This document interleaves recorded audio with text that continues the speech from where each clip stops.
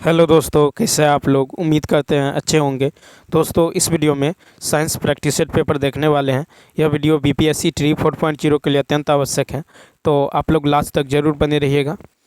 तो चलिए शुरू करते हैं। शुरू करने से पहले यदि आप नए हैं तो चैनल को सब्सक्राइब कर लीजिए और बेल आइकन को प्रेस कर दीजिए और एक बार वीडियो को शेयर कर दीजिए। तो देखिए, फर्स्ट है कि एक पत्थर को 44.1 मीटर की गहराई पर मुक्त जल की सतह वाले कुएं में गिराया जाता है। पत्थर गिरने के 3.13 सेकेंड बाद छप छप की आवाज़ सुनाई देता है। वायु में ध्वनि का वेग ज्ञात करें, जबकि जी का मान दे दिया गया है 9.8 मीटर पर सेकेंड। तो वायु में ध्वनि का वेग निकालना है, ठीक है। तो यहाँ पे ये देखिए, वायु में ध्वनि का वेग निकालने के लिए पहले हम क्या करेंगे। तो देखिए यहाँ पे एस बराबर क्या होता है, U T plus half G T square, ठीक है। U T plus half G T square बराबर, तो ये हो जाएगा जीरो, ठीक है। 0+1/2, ठीक है। 0 प्लस यहाँ पे u का मान हो जाएगा 0, तो 0+1/2 इंटू जी का मान 8 into T square into T square, ठीक है, इंटू टी स्क्वायर। और यहाँ पे दे दिया गया है कितना, 44.1, ठीक है, 44.1 मीटर दूरी। तो यहाँ से आप टी का मान निकाल लीजिएगा, कितना निकलेगा, 3 सेकेंड। टी का मान निकलेगा 3 सेकेंड। अब देखिए, यह पत्थर को पानी की सतह पर पहुंचने में लगने वाला समय है, लेकिन स्प्लेश छप छप की आवाज़ 3.13 सेकेंड में सुनाई देती है। तो ध्वनि की गति का समय अंतराल निकालेंगे, तो कितना होगा, 3.13 माइनस 3 यानी 0.13 सेकेंड। ये समय अंतराल निकल गया। अब देखिए, ध्वनि की गति होगा आपको ध्वनि द्वारा तय की गई दूरी, ठीक है। ध्वनि द्वारा तय की गई दूरी और नीचे में क्या होगा, आवर्तकाल हो जाएगा, ठीक। तो ये हो जाएगा कितना, 44.1 और नीचे में जो है नीचे में होगा समय अंतराल यानी 0.13। इसको सॉल्व करेंगे, ये आ जाएगा 339.2 मीटर पर सेकेंड, ठीक है। कितना आ जाएगा, 339.2 मीटर पर सेकेंड, यानी इसका जो राइट आंसर होगा फर्स्ट होगा। नेक्स्ट है कि यदि किसी वस्तु की कंपनों की आवृत्ति घटती है और उसका आयाम बढ़ता है तब।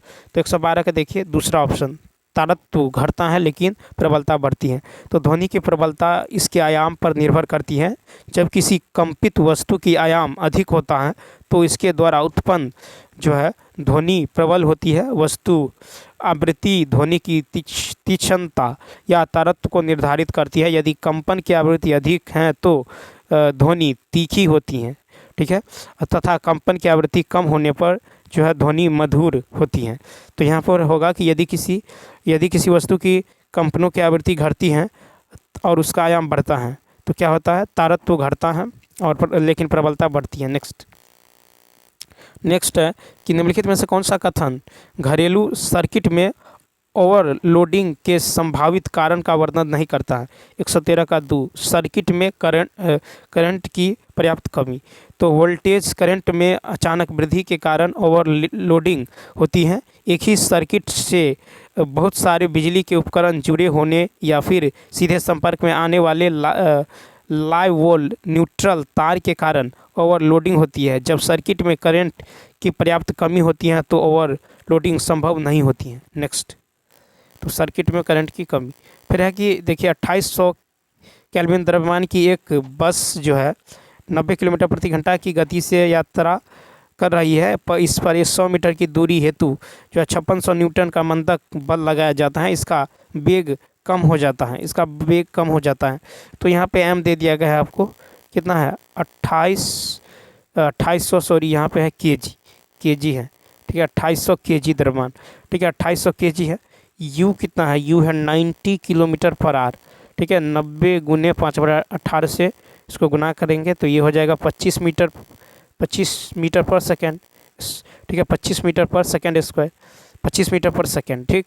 उसके बाद देखिए f यहाँ पे कितना निकलेगा, f है आपको 5600 न्यूटन, ठीक। और यहाँ पे s का मान है कितना, s का मान है 100 मीटर, ठीक है। तो यहाँ पे अवरोध जो होगा ये क्या होगा, माइनस ए। अवरोध क्या होगा, माइनस ए। अब देखिए यहाँ पे F बराबर क्या होता है, फोर्स बराबर होता है द्रव्यमान गुने त्वरण, ठीक है, द्रव्यमान गुने त्वरण। तो त्वरण बराबर क्या होता है, बल बट्टा द्रव्यमान यानी 5600 बल बट्टा में द्रव्यमान 2800, 2 जीरो से 2 जीरो 28 दूनी, यानी कितना निकल गया, तुरंत निकल गया आपको 2 मीटर पर सेकेंड स्क्वायर। ठीक है, गति के तीसरे समीकरण के अनुसार वी स्क्वायर बराबर क्या होता है, यू स्क्वायर प्लस 2s। ठीक, तो यहाँ पे देखिए वी स्क्वायर बराबर यू स्क्वायर प्लस 2as, यहाँ पे कितना है 25 का स्क्वायर बराबर कितना होगा, तो यहाँ पे 2 माइनस का 2, ठीक है, गुना में कितना होगा 2 माइनस का 2, और यहाँ पे हो जाएगा गुना में 100। ठीक है, यहाँ पे क्या होगा तो प्लस हो जाएगा। ठीक, प्लस यानी ये कितना होगा 225, ये हो जाएगा आपको 2 दूनी 225। ठीक है, 225 यहाँ पे भी का मान निकाल लीजिए, ये होगा 25 का स्क्वायर 625 माइनस का 400। ठीक है, यानी 225 हो जाएगा। भी बराबर कितना है 15 मीटर पर सेकेंड। ठीक है, 15 मीटर पर सेकेंड, तो 15 गुने 5/18 से गुना 18/5 से गुना करेंगे, 5 तिया 15, 18 तिया 54, इसको किलोमीटर पर आर में चेंज कर लिए, तो ये हो जाएगा कितना बी, दूसरा ऑप्शन। नेक्स्ट देखिए, कहता अश्व यदि एकाएक चलना प्रारंभ कर दे तो अश्वारोही के गिरने की आशंका का कारण, तो देखिए ये होगा आपको तीसरा ऑप्शन विश्राम जड़त्व।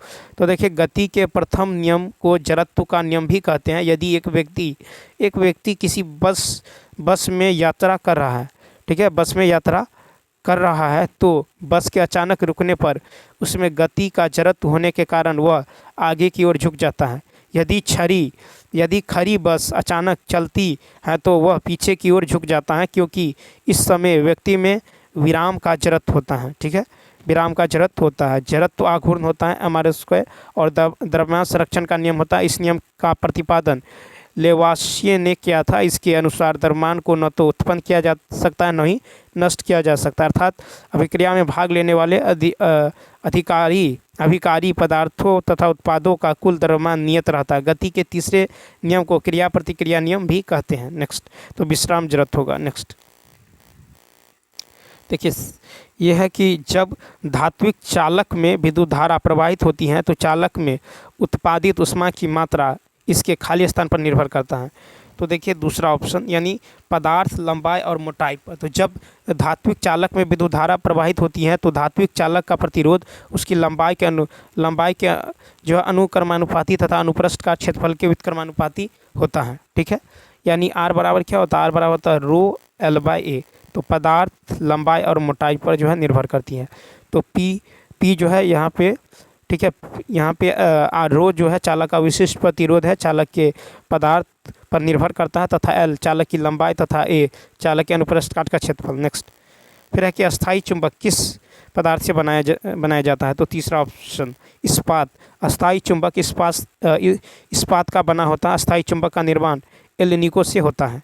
118 देखिए, कहता है मान लीजिए एक ऐसा ग्रह जिसका द्रव्यमान और त्रिज्या पृथ्वी के द्रव्यमान और त्रिज्या का 1/3, यदि पृथ्वी पर गुरुत्वाकर्षण के कारण त्वरण का मान स्मॉल जी, तो ग्रह पर इसका मान क्या होगा।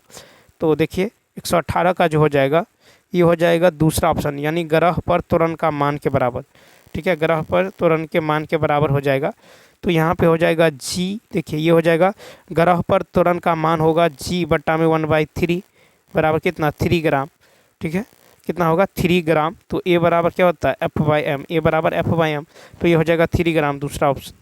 ठीक है, क्या हो जाएगा तो 3 एक यहाँ है तो उल्टा हो जाएगा। ठीक है, नेक्स्ट फिर 119 देखिए, कहता है जब प्रकाश की किरण सघन माध्यम से विरल माध्यम में जाती हैं तो किरण की गति बढ़ जाएगी और वह अभिलंब से दूर झुक जाएगी।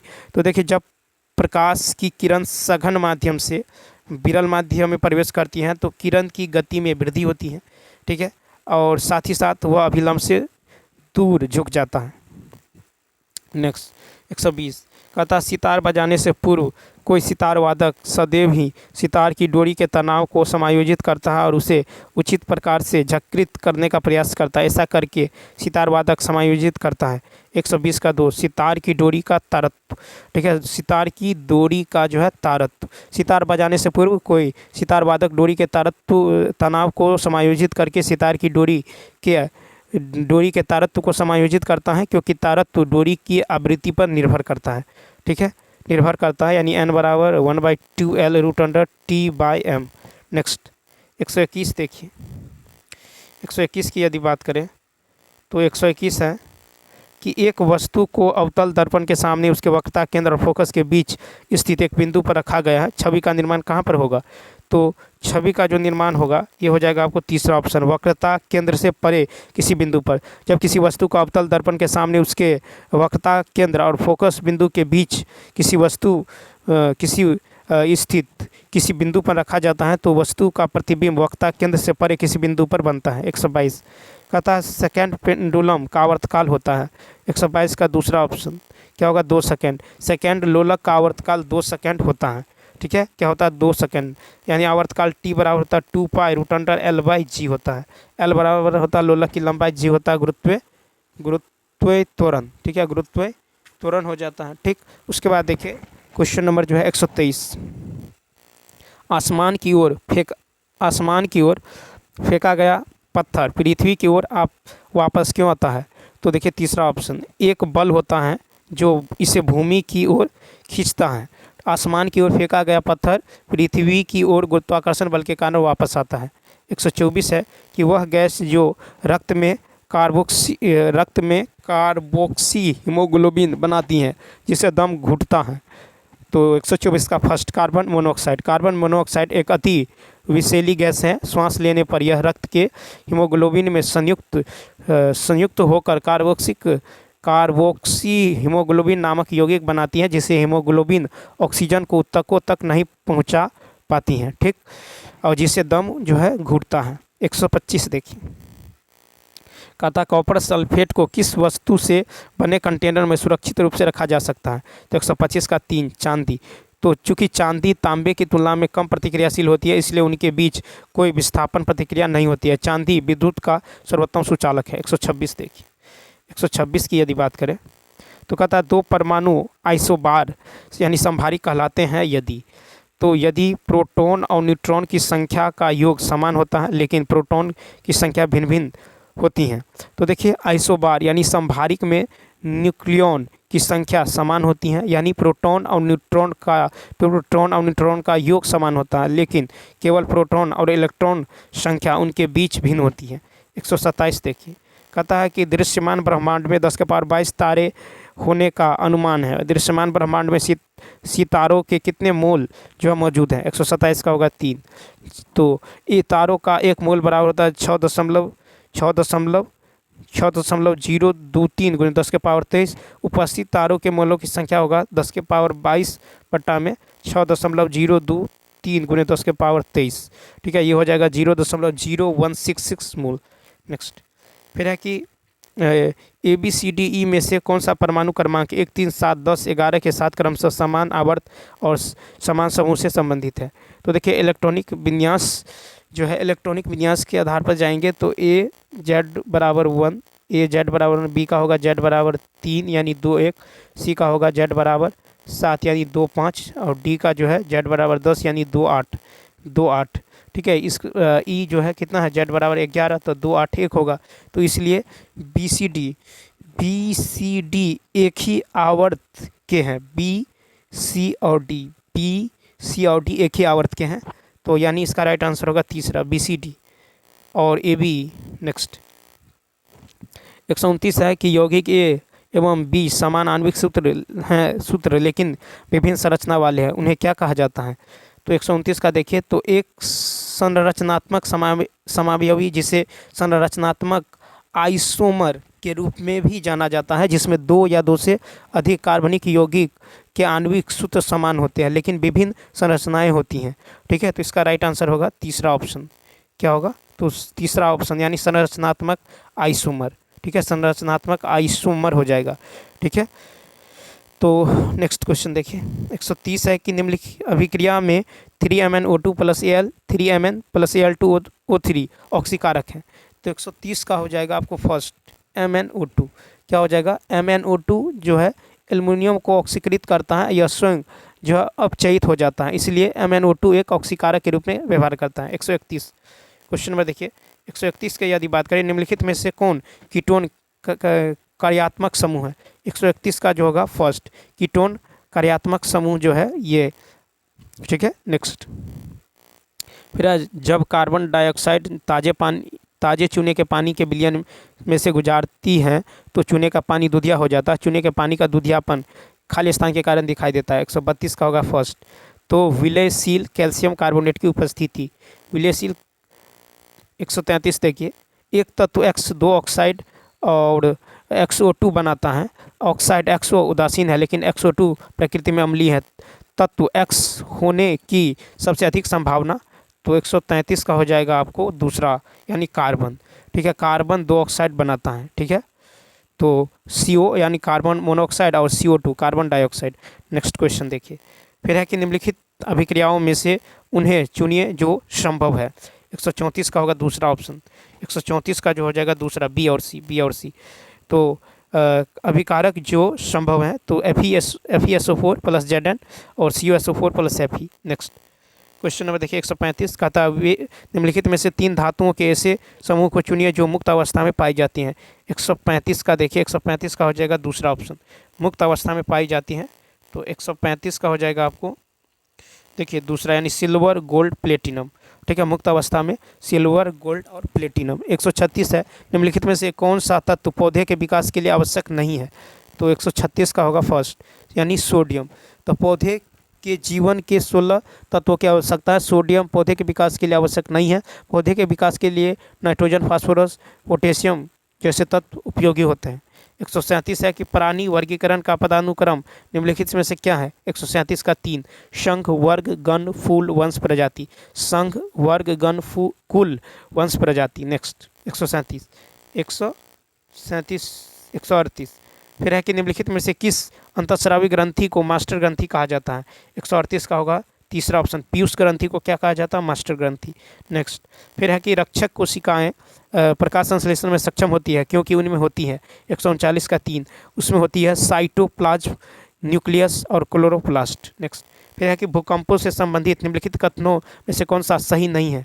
140 का यदि होगा तो दूसरा ऑप्शन यानी भूकंप लेखी भूकंप अभिलेख का रिकॉर्ड रखता है। नेक्स्ट 141, ए और बी महिलाओं के 2 प्रजनन अंग है। ए विकासशील भ्रूण के पोषण के लिए जिम्मेदार है और बी वह स्थान है। 141 जहां शुक्राणु अंडे से मिलते हैं, ए और बी क्रमशः। तो 141 का हो जाएगा ए और बी। तो 141 का होगा 3, योनि व फेलोपियन ट्यूब। 142 है, निम्नलिखित में से कौन सा उत्तक झुकने व हिलने के विरुद्ध अन्य शक्ति देता है। तो 142 का होगा दूसरा ऑप्शन यानी कोलेन काइमा। नेक्स्ट क्वेश्चन नंबर देखिए 143, ग्लूकोज के मुख्य रूप से वृक्क के किस भाग में अवशोषित होता है। तो देखिए 143 का होगा 3 यानी समीपस्थ कुंडलित नलिका। फिर है कि प्रजातियों में खाली स्थान जीवित रहने का लाभ प्रदान कर सकता है अथवा केवल आनुवंशिकी क्रम में योगदान प्रदान कर सकता है। तो 144 का होगा फर्स्ट यानी परिवर्तन। ठीक है, तो प्रजातियों में परिवर्तन जीवित रहने का लाभ प्रदान कर सकता है। 145 फिर है कि निम्नलिखित में से कौन सा शब्द जो है राइजोबियम के साथ सही रूप से पहचाना जा सकता है। 145 का होगा आपको तीसरा यानी नाइट्रोजन स्थिरीकरण जड़ों की ग्रंथियां और फलीदार पादप। नेक्स्ट है कि कौन सा निम्नलिखित में से कौन सा प्रकाश संश्लेषण के संदर्भ में सत्य है। तो 146 का होगा आपको दूसरा ऑप्शन देख लीजिए। 146 का दूसरा यानी ए और डी प्रकाश संश्लेषण में O2 मुक्त होती है तथा कार्बन मोनोऑक्साइड जो है उपभुक्त होती है। ठीक, और ए है आपको ये है कि इस प्रक्रिया में सौर ऊर्जा रासायनिक ऊर्जा में परिवर्तित होती है। ठीक, नेक्स्ट 147 है, वनों के संरक्षण के लिए एक सफल कार्यनीति आवश्यक है। इस कार्यनीति में शामिल होना चाहिए। 147 का हो जाएगा आपको तीसरा ऑप्शन। 147 का तीसरा ऑप्शन यानी वनों के सभी भौतिक एवं जैविक संगठनों के संरक्षण के लिए व्यापक कार्यक्रम। ठीक है, 148 देखिए, आहार नाल को वह कौन सा भाग है जो यकृत से पीतरस ग्रहण करके इसे पित्ताशय में संग्रहित किया जाता है। 148 का होगा दूसरा अग्नाशय। 149 देखिए, सांस लेने के संबंध में निम्नलिखित में से कौन सा कथन सत्य है। तो सांस लेने के संदर्भ में जो है तीसरा ऑप्शन, तीसरा यानी ए और सी यानी 1 मिनट में एक व्यक्ति जितनी बार सांस लेता है उसे श्वास दर कहा जाता है। ठीक है, तो तीसरा ऑप्शन होगा ए और सी। ये है कि सांस लेने का मतलब है कि ऑक्सीजन से भरपूर हवा लेना और कार्बन डाइऑक्साइड से भरपूर हवा देना। ठीक है, नेक्स्ट क्वेश्चन नंबर 150 देखिए। 150 है कि पौधे में प्रजनन के लिए निम्नलिखित में से कौन सा सत्य है? तो 150 का फर्स्ट, पौधों में प्रजनन के लिए केवल एक, यानी अधिकांश पौधों की जड़ें, तना और पत्तियां होती है। अधिकांश पौधों की जड़ें जो है तना और पत्तियां होती हैं, यानी इसका फर्स्ट जो है ऑप्शन क्या होगा? राइट होगा, 150 का फर्स्ट। तो चलिए दोस्तों, इस वीडियो में इतना ही। यदि आप इसके अलावा लैंग्वेज, हिंदी एंड इंग्लिश और जीके जीएस मैथ का प्रैक्टिस सेट पेपर देखना चाहते हैं तो आप प्ले लिस्ट के जरिए देख सकते हैं। तो चलिए, इस वीडियो में इतना ही। यदि यह वीडियो अच्छा लगा हो तो लाइक, शेयर और सब्सक्राइब करना ना भूलें। साथ ही साथ कमेंट करके बताइए वीडियो आपको कैसा लगा। तो चलिए, मिलते हैं नेक्स्ट वीडियो में। Thanks for watching.